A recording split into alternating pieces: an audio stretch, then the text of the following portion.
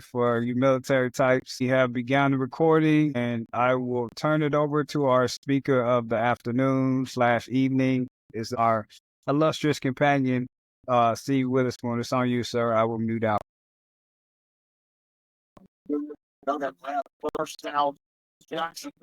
Let's get you on. Sorry. Okay. Got it. So, good evening to everybody. I'm going to tell you, like I was about to say, my name is Stephen Witherspoon. I'm past thrice illustrious master of Marshall Gilkey #1 here in the jurisdiction of Arkansas, Prince Hall affiliated. And let us now get to the work. The views expressed from now on are not emblematical or symbolic of the Monroe B. Murdoch Grand Council, and this is all my personal opinion, as well as research provided by others involved. So, let's get started. All right, make sure I did this right. Move this, and let's get started here. All right, so super excellent master degree. I am past thrice illustrious master Stephen Witherspoon. I also serve as grand lecturer under the most illustrious Monroe B. Murdoch Grand Council of Arkansas, Royal and Select Masters, Prince Hall affiliated. I forgot to put that on there. Where Eric H. Hunter serves as our most illustrious grand thrice illustrious master. So let's get started on this degree. I think Raul tried to purposely give me the hardest degree to work with because it's hard to find anything for this particular degree. But let's go see what we can do with what we have. So, the story of cryptic masonry and more specifically the super excellent master's degree. We'll talk about an introduction. We'll talk about Masonic history, biblical references, characters, and a little bit of esoterics as it pertains to this degree. So, we know our Royal and Select, but we also have to be mindful of the bridge that we are building from the Royal Arch to Royal and Select. So, my illustrious companions, as you know, the Royal Arch degree takes place at the time of the rebuilding of Solomon's Temple, and it's around 450 years after the time of Master Masons, Royal Masters, as well as the Select Master degrees. Therefore, the super excellent master's degree in the council tells the story of how the temple came to be destroyed and the children of Israel sent into exile. It also conveys an important moral lesson concerning fidelity and the integrity of a Mason's word being his bond when given as such. It portrays the biblical account of Zedekiah, the 20th and last king of Judah. It tells how he had given a pledge, but a pledge which he later found convenient to ignore when it was put to the test. This degree goes on to show not only how he personally suffered the consequences of betraying his word, but how it led to the destruction of the temple and his people being sent into exile in Babylon. Masonically, it lays the groundwork for the start of the Royal Arch degree, as well as the Order of the Red Cross and the Commander of the Knights Templar. The super excellent master degree, when conferred in full form, has been described as one of the most colorful in all of Masonry. It also adds to the completion of every Royal Large Mason and his understanding of the complete Solomonic legend by bridging the historical gap between the most excellent master as well as his Royal Arch degrees in the chapter. And so we see that throughout our journeys, I think it's been stated more than once that we also know that these degrees do not go in order. So yes, we're talking about Royal and Select, but we also cannot forget the importance of the Royal Arch. So we also learned it tells that he is giving his word as a pledge. Oh, sorry. I don't know why that slide is in there. So, introduction to the cryptic rite. Cryptic is essentially translated from the Latin word cryptus, and it is defined as subterranean or concealed. Cryptic masonry is then translated in a literal phrasing as masonry of the sacred vault. The super excellent master's degree began as early as the 1800s in America and as early as 1740 in an English ritual that was translated from French rituals. The first appearance of the degree in this country is in the Columbian Council of Royal and Select Masters of New York, organized in 1810, although there is evidence that Royal Masters were in existence prior to 1807 in America. And the degree was worked as a side degree of the Scottish Rite, or as the first in the system of sublime degrees, which included both the York and Scottish Rite degrees.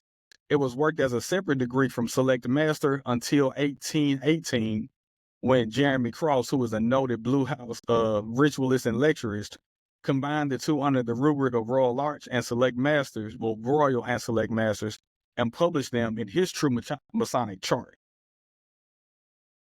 So the importance of the cryptic rite, because we all know the people who just join for the sake of joining, but we need to know the importance. So why study cryptic masonry?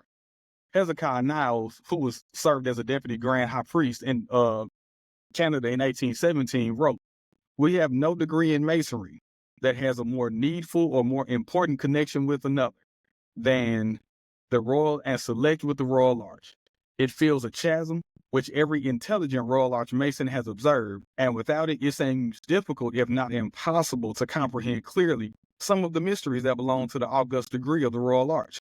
It is strange, and it is also unfortunate, that very few have received the useful knowledge made known in the Select Master, and indeed is such the nature of the degree that we cannot feel free to allude to the nature of its secrets. We may, however, pronounce it the key to the arch." So we see Hezekiah Niles finding very much a level of value and importance and leveling it to cryptic masonry that oftentimes we do not see. So everybody knows who Albert G. Mackey is. If not, I'm going to tell you to go buy some books or email me and I'll send you some. But he's also known as as the author of the Encyclopedia of Freemasonry, has had this to say about the cryptic degrees. "Let us suppose that the science of Freemasonry, or in more definite words, the science of Masonic symbolism, is represented by a circle. This circle will be divided into three portions or arcs, and one will be occupied by the degrees of the Lodge, or ancient craft masonry, another by the degrees of the chapter, or Royal Arch masonry, and the third by the degrees of the council, or cryptic masonry. Now, if a neophyte begins at any point in the circle and passes over 1/3 of its circumference, he will have arrived at the master's degree, and will then discover that so far the consummation of his Masonic labor is to know only that, for that which he has been striving for has been lost. And instead of the key to all Masonic science, he receives only a substitute word for the truth. Dissatisfied with this, let him in his further search proceed through another arc, or another third of the circumference of the Masonic circle, and he will arrive at the Royal Arch degree. Here, in the second arc, that key which has been lost in the first arc is found, but the circle has not yet been completed. It is true that the lost has been found, but the process by which the restoration was accomplished is still unknown to him, and all of the events of Masonic mythical history, which form the links between the loss and recovery, and all of the sublime symbolism which is connected with these events, are withheld from him. He knows what he has obtained, but he knows not why nor how he obtained it. To acquire this knowledge, he must pass through the remaining arc, and by arriving at the degree of Select Master, he consummates and perfects his knowledge of the representative of divine truth, and thus passes the circle in the perfection of Masonic science.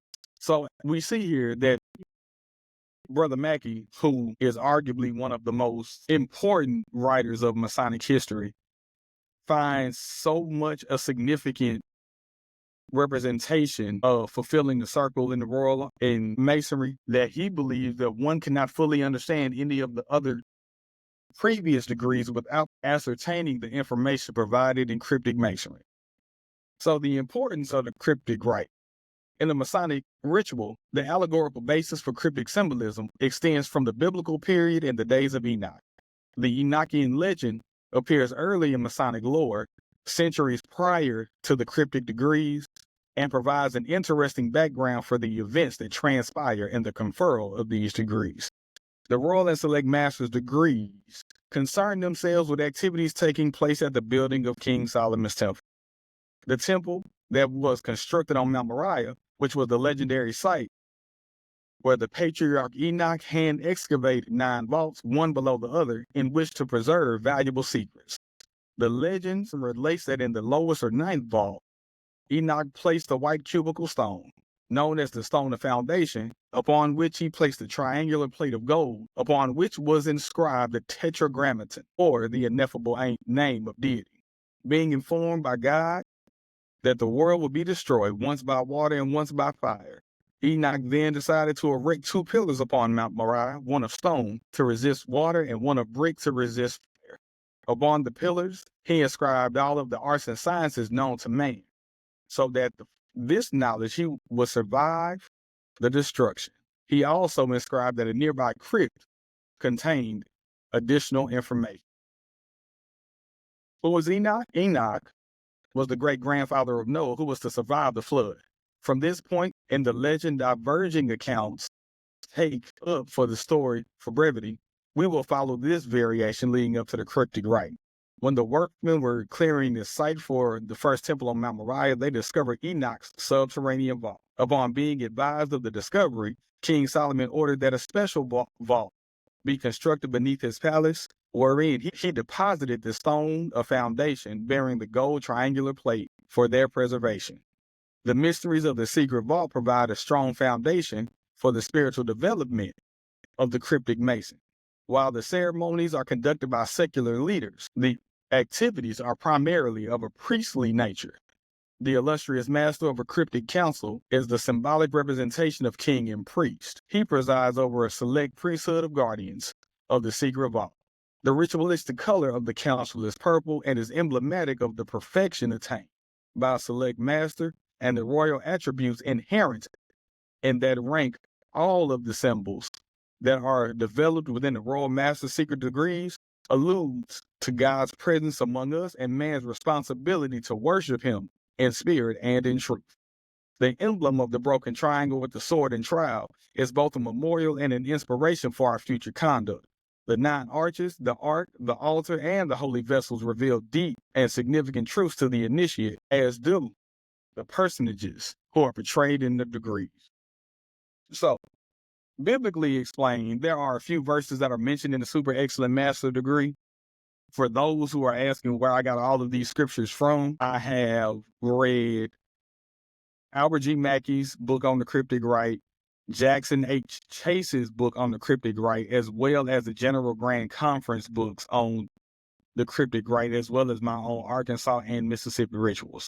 So, Lamentations 1, 1, and 2, Psalms 137, 1 through 3, Lamentations 1, 3 through 4, Psalms 137, 4 through 5, Jeremiah 29, 3, 5, and 7, and then Psalms 137 and 6.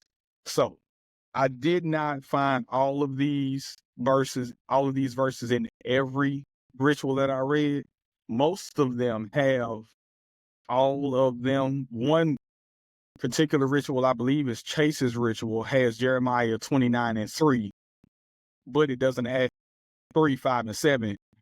But the rest of the rituals leave Jeremiah 29 and 3 out of it. So I put them all there just in case you would like to research this on your own at another time. So the Super Excellent Master explained. The degree doesn't seem to pertain to the cryptic rites degrees, but rather as an extension of the part of the Royal Arch degree. This degree was once associated with the Scottish Rite, particularly as an honorary degree extended to inspectors general. As well, if you study the Scottish Rite, you'll also know why this particular degree is mentioned in the Scottish Rite. But if you haven't traveled that far, I encourage you to do so. A council of Super Excellent Masters has 15 officers. In other rituals, they have 12. I chose to use 15 to include everybody listed.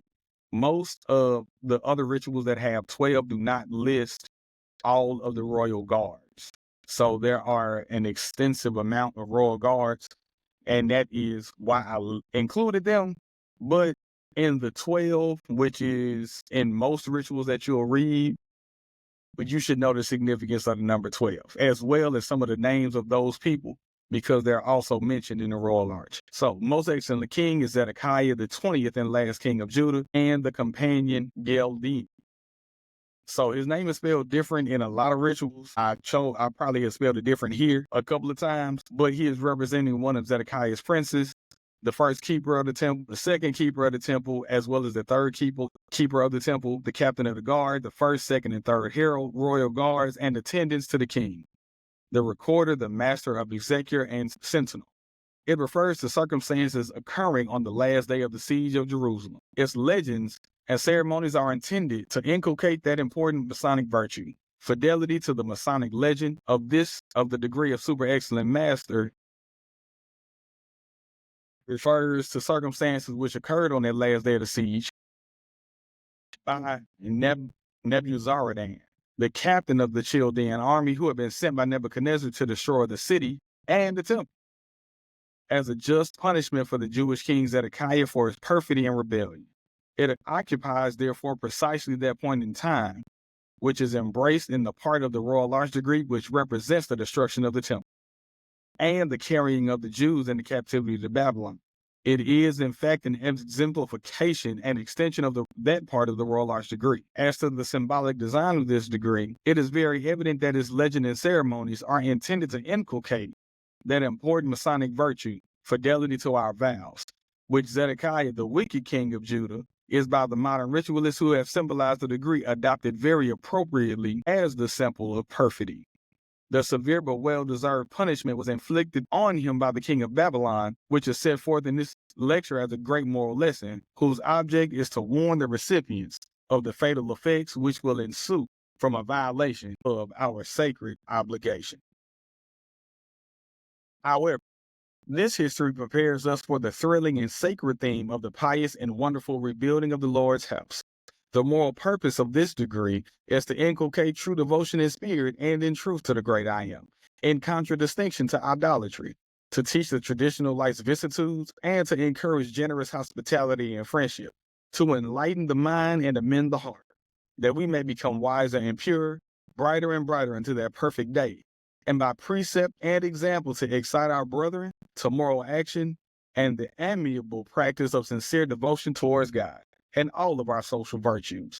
It also inculcates the faithful fulfillment of our several vows and the fearless discharge of our respective duties, and teaches us that the violation of our solemn vows, as in the case of Zedekiah, will not only cause us to forfeit the respect and friendship of our companions, but will most surely destroy our minds, our own peace of mind. Then let us, companions, labor diligently and fearlessly in the case and cause of truth in our allotted time, doing with our might whatever our hands find to do, so that when at the time of our third watch our work is finished, we may be greeted as super excellent masters and be released from our captivity in the flesh to return over the rough and rugged way of the valley of the shadow of death to our abiding place in the heavens, there to erect our last and perfect moral and Masonic temple, and adore the Holy One of Israel throughout the endless cycles of eternity. So these are the things that we talk about in this particular degree. But we also need to know who is present in our degree work and who are the characters that we most likely will find out about as we read. So we find Zedekiah, Gedaliah, Nebuchadnezzar, Nebuzaradan, Pashur, and Jeremiah. So we'll look at the first three: Pashur, Jeremiah, and Nebuzaradan. So in my research, there are two different people named Pashur. This is not the first time this happened. I think Randall gave me the hardest degree because I was really doing some research trying to figure out who was who and which person was which person. So Pashur, son of Immer, was a priest and chief governor in the house of the Lord who persecuted Jeremiah. Pashur was angered by Jeremiah's prophecies of Jerusalem's destruction and had him put in the stocks near the house of the Lord. After being released, Jeremiah told Pashur that the Lord changed his name to Magor Missabib, which means terror on every side.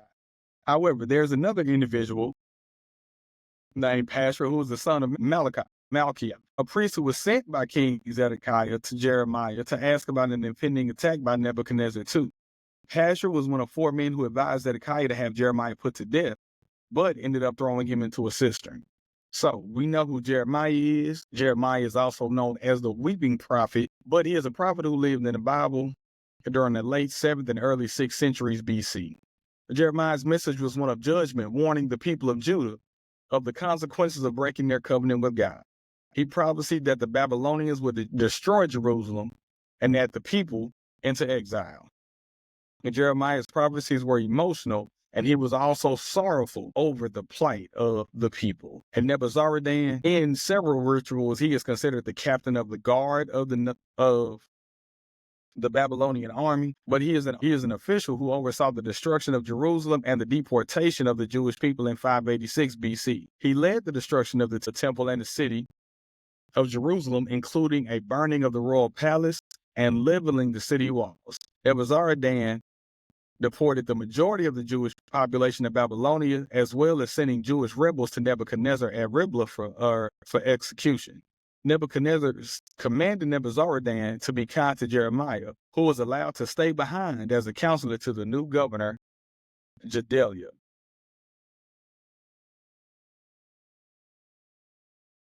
So, since we just talked about those first three, let us talk about the last three. Jeladiah, a prince in our ritualistic work, although not completely identifiable. There are 5 different people with this name, although Albert Mackey and Jackson Chase were able to narrow it down to the son of Pashur, who we just talked about in Jeremiah 38:1, and the son of Ahikam. According to most research, it is likely that it is the son of Pashur who is the character in the ritual, not the governor of Judah. Due to the uncertainty, let us not decide who it is, but always be mindful that this degree work is apocryphal in nature, meant to impart allegorical wisdoms and lessons. Zedekiah, the 20th and last king of Judah, his former name, Mattaniah, was symbolic of God's gift. The name Zedekiah that he was given was referenced as the Lord's justice or the Lord is just. We understand his biblical and allegorical significance to this degree, finding him a role model for how important it is to be an upstanding man, one of impeccable demeanor, and displaying a certain rectitude of conduct. We all know who Nebuchadnezzar is. He is the king of the Babylonian Empire and brought prosperity to their kingdom throughout his reign. He is most noted for capturing Jerusalem 3 separate times. So let us get closer towards the end, and we're going to talk about the importance of the super excellent master degree. As candidates, we are charged.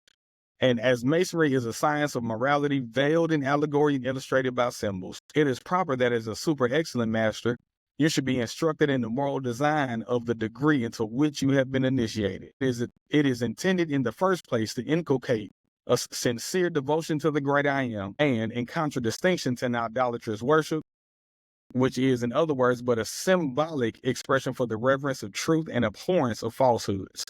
It also impresses upon us the necessity of a faithful fulfillment of our several duties, and teaches us by its legends and ceremonies that a violation of our vows, as in the instance of the last king of Judah, will not only cause us to forfeit the respectability and friendship, but surely destroy our own peace of mind.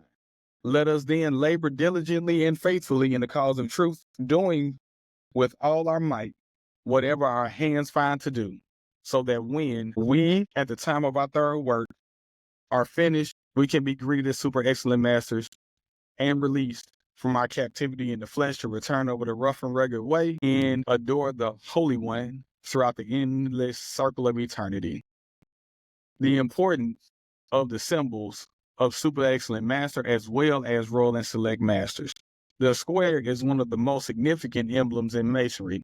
Its 4 square and equal sides are subtrahended by 4 perfect squares, symbolizing 4 cardinal virtues, which are imprinted upon the memory and engraved upon the very soul of every true mason: temperance, fortitude, prudence, and justice. In masonry, every perfect action must be square and true, and in order that we may possess strength and beauty, each living stone must be squared by the square of truth and virtue, and that Masonic edifice may continue to hold aloft its holy head, crowned with majesty and clothed with stately lines, to be in the future, as in the past, the wonder and admiration of all ages. The triangle, or the delta, is emblematic of deity. Its 3 equal sides representing his omnipotence, his omniscience, and his omnipresence, his universal power, universal knowledge, and universal presence. It also symbolizes the triumph of Freemasonry over ignorance, intolerance, and bigotry, and the great enemies of human liberty and progress. It also teaches us 3 great virtues: faith, hope, and charity, and reminding us of our triple duties as Masons, those we owe to God, our neighbors, and ourselves, teaching faith in God, all wise, all powerful, and all merciful; hope in the ultimate triumph over every form of error; charity or love for all mankind, especially our brethren. And the circle is an emblem of friendship and eternity. The sacred law in the center, like the blazing star in the mosaic pavement, is an emblem of our divine providence, the radii from which verge in direct lines to every part of the circle as well as end in that circle. It is also the emblem of the circle of our moral duties, reminding us of the point within the circle in the end of the apprentice degree. It is a further emblem of eternity, having neither nor beginning nor ending. This emblem encourages the hope of a fruitful immorality by faith in the divine promise. So final tips and takeaways from not only the Super Excellent Master degree, but cryptic masonry. This ceremony depicts the consequences of infidelity to truth and a certain punishment that follows perfidy and friendship, not only to the perjurer, but to those of his household. We are reminded that it also brings forcibly to attention the mercy of the Divine Father, as illustrated by his forgiveness of the Jewish people and their frustration to their native land. This degree teaches that fidelity to all vows is an absolute necessity if we will be worthy of the title Super Excellent Master. And it also inculcates true devotion in spirit and in truth to the great I am. In contradistinction to idolatry, it teaches traditionally life's vicissitudes and encourages hospitality and friendship, enlightens the mind and amends the heart, that we may become wiser and purer and brighter until the perfect day. It also teaches us the fulfillment of our several vows and the faith in the fearless discharge of our respective duties, and admonishes us of the violation of our solemn obligations in the case of Zedekiah will not only cause us to forfeit the respect and friendship of our companions, but will also destroy our peace of mind. The two virtues taught in cryptic masonry are secrecy and silence. They are called the cardinal virtues of a select master because the particular virtues are foundational to the secret tradition. The same principles of secrecy and silence existed in all of the ancient mystery traditions. The esoteric meaning here is that select masters work in secrecy and silence, that they may prepare and preserve the sacred deposits of truth until such a time as they may be revealed or come into full revelation. From the perspective of faith, the idea is that the work which men do now is not for the present alone. Their labor should be such that when their work is, the present life is finished, the grand architect will reward them in the second temple of eternal life. Thus, it is the passage or journey that must have the most meaning to us.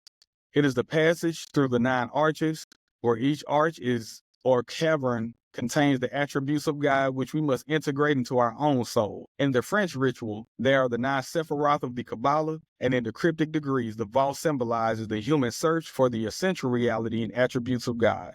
The Mason, like the select master, must have access to the knowledge of divine truth, only be seeking ever deeper within his inmost self, his soul, which is the divine tool given to man's nature for the purpose of the God realization. In Masonry, all circular symbols like the point within the circle, the vaulted ceiling, the arch, indeed the number 3 itself, refer to a divine level of consciousness. The journey through the 9 arches is both a descent and an ascent at the same time. We must descend into the center of our own being in order to discover that divine spirit within us, wherein we will behold God in the mirror of our existence. And there will be then, as there was in the beginning, only God. And that is the end of my lecture on the select master and total cryptic mason. Outstanding. Brothers, first and foremost, it is a tough degree. And I think on behalf of all of us here, I personally thank you. So brothers, definitely pay this man some wages, either in the chat or the one, or you can, message him privately. This degree is a lot to unpack. But let me just start here before I open the floor and just kind of go back over a couple things. There's some brothers that are on here that are not in the Royal Arch, and that's fine. That's the intent of this chessboard. Board. Or this podcast. But let's think about some of the symbols, the triangle, the circle, and the square. They're effervescent in every single lodge in masonry, especially the symbolic lodge. We just don't recognize what they are and the significance of them in the historical account of what we do. and the historical significance of the Royal and Select Master, especially Super Excellent Master. So, having said that, open the floor for our normal segue of questions, comments, and our wages are a combination of all three. Brothers, the floor is yours to come off mute and share your sentiments. Good evening, all. This is companion Lonnie Jones II from John P. Stein, number 12 out of Cincinnati, Ohio. Outstanding job. I did put my information in the chat. You hit a home run with it in a timely manner, as I have to go to another Zoom meeting with the Most Worshipful Prince Hall Grand Lodge of Philadelphia. It's a prayer call in that Dr. Ronnie B. Tucker Sr., one of my classmates, is hosting. But I just wanted to tell everybody on here, thank you for the invitation. It got sent out to all of our York Rite houses. I actually started off down in North Carolina, went up to York Rite side, came back to Ohio, went up to Scottish Rite side. And since he said Arkansas, I had to talk about a little place called Fordyce, Arkansas, that I used to run through. But great job. Great job. If you could please email that to me, I would appreciate it. Yeah, hey Steve, if you send it to me, I'll send it out on the distro. Appreciate you, sir. Anybody else? I mean, I've seen a lot of excellence and well salutations in the chat. But again, brothers, this is a significant degree. And as we think about Masonry, and as we think about our series, we have ended the Royal Arch, and this was the ending of the Royal and Select. And ironically, as we turn the page of the new year, we start the Knights Templars degrees, plural, in January. So, brothers, what say you about this lecture and are just your comments on what you heard today? I just wanted to congratulate the Grand Lecturer of Arkansas. I'm sorry, my name is Most Illustrious Companion Joseph Williams. I'm the Grand Thrice Illustrious Master for Prince Hall for the state of Illinois. And I just wanted to thank you so very much for your understanding of the degree. I'll be taking this back to my own Grand Lecturer so you can get some tips on it. Your understanding of the degree is a lot deeper than most people realize. I want to say thank you.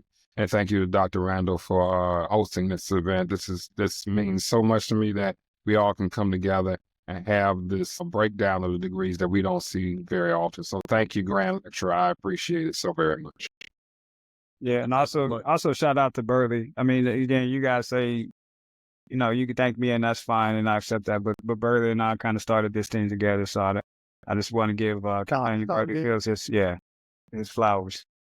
I appreciate it. Now, well, I got a question in reference with this degree. I'm a past Rice Illustrious Master, Burley Fields from Inland Empire Council number 5 here in Riverside, California. My question is, with this degree, as far as in reference to like numerology and completion, how does this kind of play into, what we do as Masons?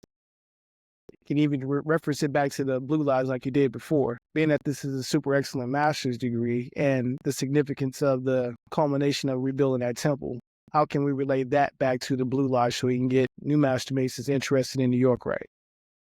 How do we as brothers respectively throughout the craft get brothers excited about these types of degrees to want them to search for more light? In my study of this, I didn't realize my Google Drive account has so much stuff in it.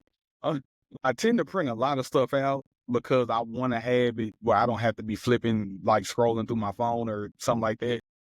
But one thing that I will say is I was researching cryptic masonry, and I saw several jurisdictions who have like explanations of the cryptic masonry. I'm talking about they have like, I don't want to say like informational, but that's a very accurate way to describe it for those who wouldn't really know. They have meetings where they allow people to ask questions.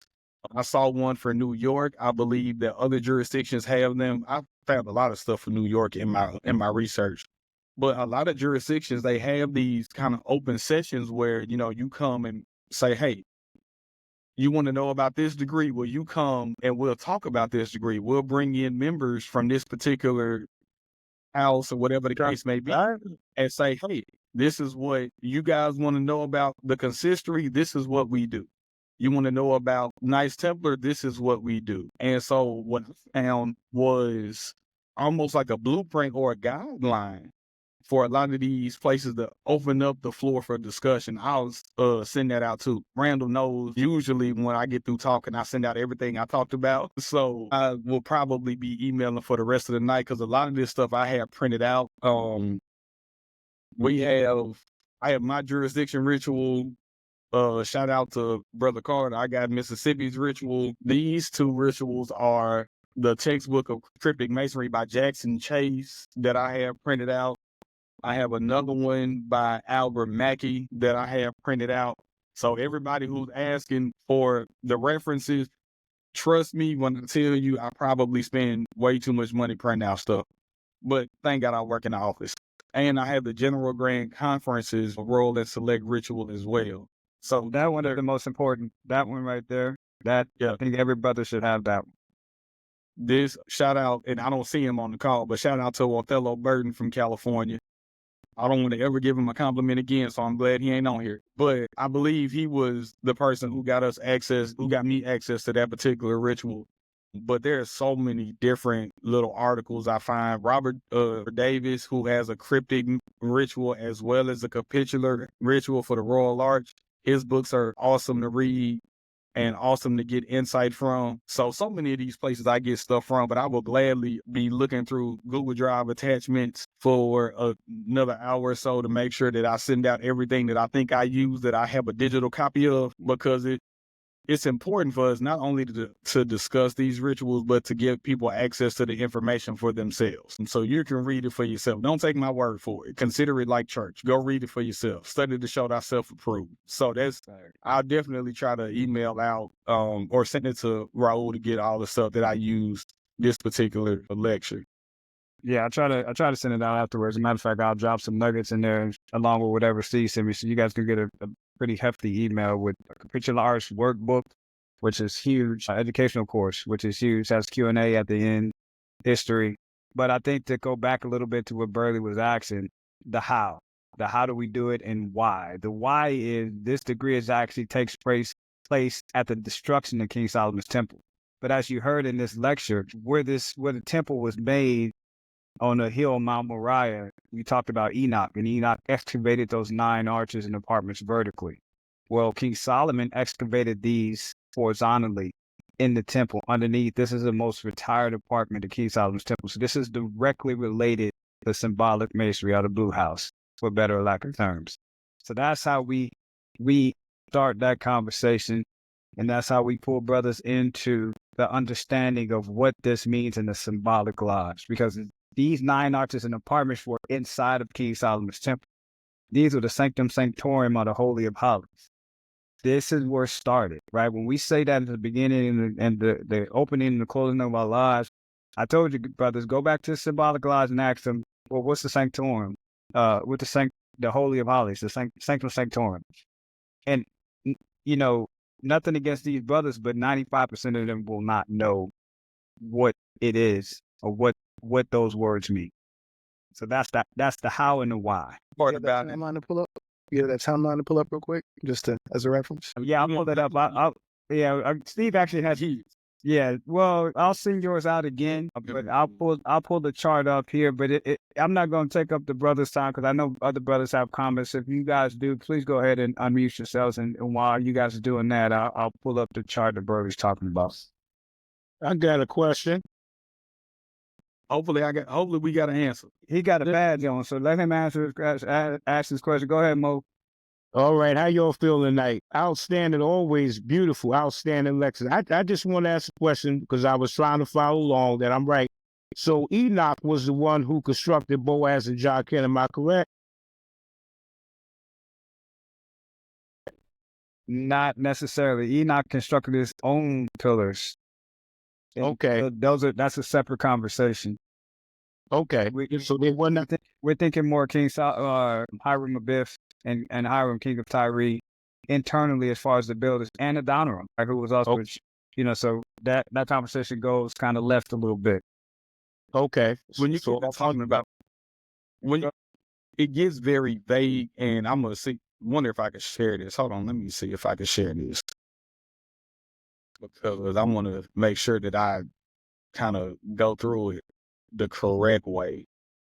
So when we're talking about pillars, and the reason I wanted to use this one is because it kind of gives a decent explanation of what all is going on. This doesn't really share the particular degree work, but this is the chronology of Masonic degrees. And I wanted to share this because I sent it out. I think I've sent this to Raul, God knows how many times, but it goes not only through the Royal Arch, it goes through every degree. So when we start talking about the temples and the pillars, we can look at it from this standpoint, really, and you can kind of formulate your own opinion. I hate to say that, but I don't like to tell people anything. I want to give you the opportunity to be creative yourself. And so the temple, we go essentially, chronologically, it goes first degree, then it goes to the 6th degree of the Scottish Rite. Then we go to the 22nd, then we come back to the Fellowcraft degree. So we don't even see Enoch's temple really being built until sometime between the Mark Master, according to this, and the Royal Master. And then we could even go as far as probably really after the Master Mason degree, because this is when we start discussing the Elus in the Scottish Rite. So this is where we start to really kind of get to those degrees that mention Enoch in the Scottish Rite, but it's not necessarily certain to say that we are sure which set of pillars we're talking about.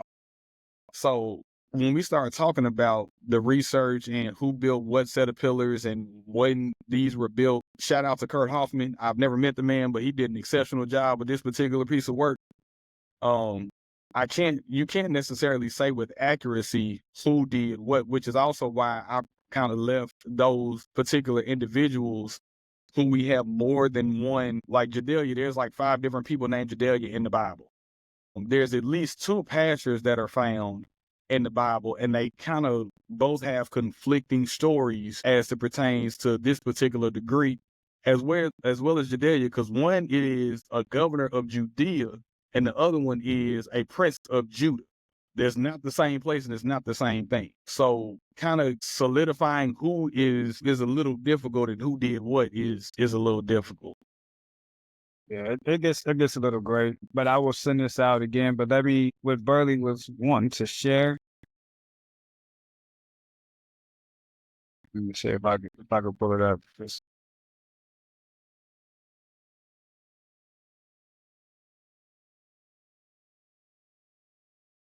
Anyway, brothers, you can definitely go ahead and keep asking your questions. Brother Brown. Sir. Yes, sir. I'd like to give the accolade. Yes, sir. I'd like to give accolades to yourself as a grand lecturer, as well as Brother Burley, and also Brother Witherspoon for that great lecture. But what I wanted to do was give a quick answer to Burley's question. People, brothers wanting to be Royal Arch and travel that way and learn, but you're already doing it with this Zoom lecture and the continuous of it. Me not being a Royal Arch yet, I got a lot of information that I didn't know about, and I look forward to doing the same. So thank you for the invitation, and thank you for inviting someone who might not have all the knowledge. Always. Again, that was the intent of us starting this. We wanted to make it worse inviting for everybody. But and that's so now no problem at all. Here's what Burley was talking about for the brothers that haven't been on the previous calls. And as we went through this history, this is a chronological order just dealing with the York Rite side. As you can see, the chronological order deals with the Scottish Rite. It is not fair to add those, especially if brothers are not in the Scottish Rite. So just as we're dealing with York Rite, here's a chronological order as they fall, because this actual degree falls between the Most Excellent Master degree and Royal Arch degree. And then as you can see, the different symbolic lodge degrees in the Apprentice Fellowcraft and Master Mason are in the middle. Because as we know, in the Select Master's degree, Master Mason's degree was conferred in the King Solomon's Most Retired Apartment.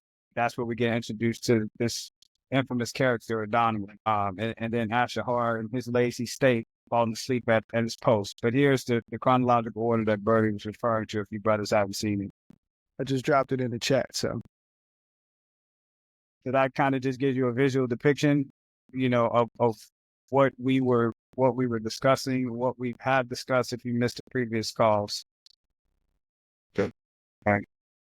But Brother Paulo, thank you for that. And we definitely were very intentional doing this podcast. We wanted every brother to be able to have an opportunity to hear these lectures so they can formulate their own opinion, because what we're doing in ministry right now, we're giving brothers we're giving them their opinion. We're not letting them formulate their own opinion. And what knowledge is obtained by what? By degrees. Wisdom dwells in contemplation, and there we must seek her. The most important piece of that is knowledge is obtained by degrees, plural, not degrees 1 through 3. No, degrees, right? Because I say it all the time. Masonry is a beautiful story told backwards, and that is what's depicted today several times. We're not gotta stop gang banging in Masonry. Scottish Rite versus York Rite, York Rite versus Symbolics. We gotta stop gang banging. This ain't the Crips and the Bloods. We gotta stop that. Join all of them so you can get the full story. The thing is, if you pay attention through the descriptions of the degrees, it references other degrees within the other bodies. It has to. So there's no other way. It's like trying to make Kool-Aid without no sugar, right? It's gonna be some color. It's gonna be some colored water, and nobody wants to drink colored water. So let's just keep it as vanilla as possible so everybody understands the analogy. It's such a significant, and it's of such a significant importance to really get an understanding. And that's why when he gave me this degree, I kind of looked a little sideways, because I was like, he picked the one degree that ain't really the honorary degree at that. Yeah, it's not really easy to, because most degrees, once you decide that you want to write a lecture or research them, it's a little easier to find. This degree has a convoluted history, because if you read certain books, it didn't exist except as an honorary degree for those who received their 32nd in the Scottish Rite. Right.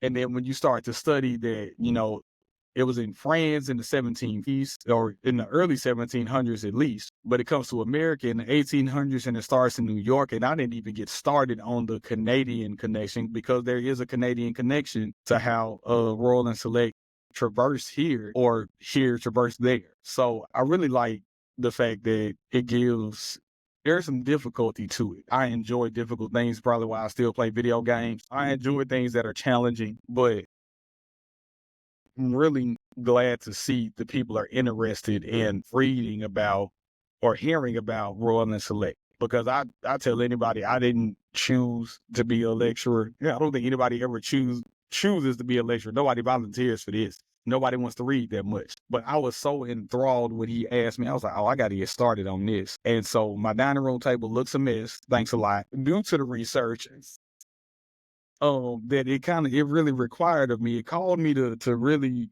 dig up some books. And I was like, I pulled out a book that is particular to the Scottish Rite, to see if it was mentioned in this book. For those who have not read Franken's manuscript, it is the Jamaican version of the Scottish Rite from some years ago, and I wanted to see if it was placed in there, but it wasn't, so I didn't see it. But so much of this required a different version of research. That's probably why some things are copied and pasted twice. I'm gonna go through here and reread it to make sure before I send it out that I got it in order the way I wanted to, because so much of it kind of intertwines with other people. Like I said, Robert Davis, my own jurisdiction, the General Grant Conference books. I was knee deep. I got my notebook is over here somewhere.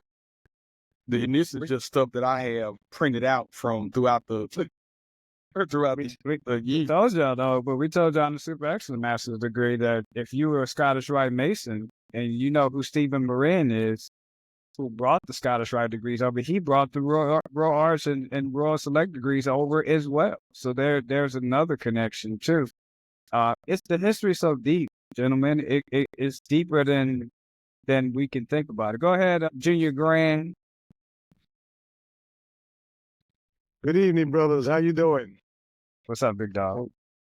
All right. I really appreciate the time you brothers took to put this lecture together. I mean, this is fantastic. This is the second one that really hit me, you know, in a way that now, even though I'm out of the grand lecturer seat, I'm back in the books, you know, and it is, you know, and it's real funny because somebody sent me volume 1 of Enoch, and, you know, I have not read that.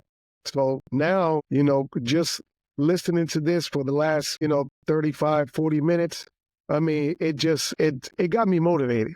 It has me motivated, and I'm looking forward to starting to read. But Brother Grand Lecturer, you're doing an excellent job. You know, putting this together, I really appreciate it. Anytime I can join the call, you could count on me. But thank you, brothers, for putting this together, and I really appreciate it. No problem, sir. Thank you. So if y'all want to blame anybody for hearing my mouth all the time, blame that guy that was just talking. Our junior grand warden for the most worship Prince Hall. Because just like Steve said, nobody chooses to be a grand lecturer. I think it kind of chooses you. And that brother Cantrez, you know, he encouraged me to go that route because he'll tell you, I fought him tooth and nail. I was like, I'm not doing it. I'm not running for grand lecture. So just so y'all know, just so y'all know, I appreciate you, Lou. Anybody else? Any other brothers? As we wind down, respectfully. Yeah, you were volunteer. You don't have a choice, bro. You stuck with me. So yeah. If not, I'm gonna tell Thurlow to go to your house. So it's non-negotiable with you. Everybody else got options. You ain't got no options. I'm glad he stay far away. He gonna stay close. He'll drive over there. Trust me. Yeah. Mm-hmm. Any other brothers, man? We appreciate y'all because again, y'all got to think about this. The most basic aspect of this call is y'all gave up y'all time to hear something that you could have been doing something else. So that is the most important thing. You gave the most valuable asset that you can't buy or barter for, and it's your time. So thank you all for continuously supporting every month. We only do it once a month, but we try to be as impactful as possible. Next month, our grand lecture for the Knights Templar will be heading up these lectures, and he just found that out right now, but he already knew it was coming because we had the Knights Templar stuff. So if you guys don't know, I am the right Grand Commander for the Pacific Prince Hall Grand Commander of the Knights Templar of the State of California. And our grand lectures on here, Sir Knight Osinawa. So we will start Knights Templars next month, gentlemen. It'll be that'll be eye-opening, trust me. The history, the degrees, and again, the Red Cross degree goes right back to raw arts because you come in dressed as a fellow craft. And it's the story of Zerubbabel and King Darius. And what's more important, truth or wine? Truth, women, or wine, right? And there's a debate, and I'll leave it there. I don't want to spoil it. But anybody else got anything? Well, it's funny that you mentioned that. It's kind of what we're dealing with in today's society, truth. Truth, yeah. Think about that. With women and wine, all of them. It's a useful knowledge of the application. So, hey, if you're not paying attention, that's what's going on in today's society. So these books that we're reading, they're relevant to what's going on right now. Tell you, my grandpa told me when we was little, man. He used to always say, "Hey, actually, it was a brother, it was an older brother. I take that back. In the Navy, told me that. She said, man, two things, the most important things in life for a man, a pretty ass and a wine glass. So those things, we talk about truth and wine. I'm telling you, women and wine, those things that we add truth in the mix. So yeah, you're right though. One last tidbit. Those of you who read the Bible, it's beautiful. If you read it and you can flow with it, that's perfect. But if you can listen to the Bible via audio, it opens up a different world. If you're reading the Bible and you want to understand it that way, but people learn different methodologies. So I challenge those, get the audiobook version of the Bible and let that story be told to you. I guarantee you'll pick something out of it that you wouldn't normally pick out of it by just reading it. There's some banter in the chat, brother. If you can grab that for me real quick. There was a couple things in the chat I think are important. I encourage everybody too to get the Zondervan dictionary, Bible dictionary. Zondervan. The Zondervan is a huge, because you have the different characters in here, and just like Steve was saying, there's characters that have the same name, but in biblically related, there are 2 or 3 different characters of the same name. But the Zondervan will give you biblical references, verses, and historical impact on each character in the Bible, each prophet, so on and so forth. The Zondervan, huge asset. So any other brothers before, brother, Steve? Go ahead. Yeah. I got a book I need to share with y'all, but give me 1 second. Okay. Yeah. Any other brothers got anything, man? Well, just for the benefit of this body before Steve comes back with that book. As brother Bradford Hogue asked the question, does this degree correspond to the 16th degree of Scottish Rite? It does, and the 6th degree, and I believe the 9th degree. So it corresponds to a few different degrees. There is something that I kind of want to, I'm going to share this with y'all. I grew up Christian, very much so, but I did not grow up Southern Baptist, and there is a difference. I grew up in California going to a Baptist church, but there's a book called The Black Biblical Heritage. Got it. For those of us who struggle with identifying people who look like us in the Bible, there's also another set of books I have called The Black Presence in the Bible as well. These things, it kind of goes to what Brother Fields was talking about. This book also helped me in my research. I'm gonna have to take pictures and send y'all all the stuff I used. He can attach it in the email. But the Black Biblical Heritage is something that I used also to kind of identify who particular individuals were, because we usually have an issue with identifying ourselves in other places, because we don't look at ourselves as significant parts of society. When we have the opportunity to do so, we absolutely should. Too often we don't value ourselves because we don't see positive representation. I'm encouraging you guys to buy some positive representation if you can. If you look at just the Roman Select degrees, the Phoenicians were of Hebrew descent. They were black. Let me say that just so y'all understand. They had melanin. They were brown brothers. So the original Jews were Jewish. The original Hebrews, black. We have a biblical, historical account that is just not told. And I'm gonna leave it there. Not gonna beat it up too much. So it is 401 brothers. Again, we want to get you back to your families. We look forward to seeing you guys next month for the Nice Tempers. We thank you all again for coming, for giving us your time. We hope you got something out of it. Take it back to your lodges and your councils. Once Steve gives me the information, I'll blast it out. For all the brothers that were emailing in the chat, please email me. My email's in the chat. If you want to be added to the distro, there is about 230 people on that distro list right now. So if you want to be added, please email me directly and I will most certainly add you. But again, I will send everything out and I will send a couple extra nuggets for you to take back to your organizations. Thank you, Trey. Thank you, Most Excellent Grand Thoughts Illustrious Master Martinez. Most Excellent Grand Thoughts Illustrious Master Harris. I don't want to miss anybody. Brother Spates. Appreciate all you guys for sending it out. Brother Moore. Appreciate it for sending you all out to your appendant bodies and your companions and brothers. So that being said, brothers, we are done. I'll leave the chat open for just some visceral conversation, but for this portion, it's actually done.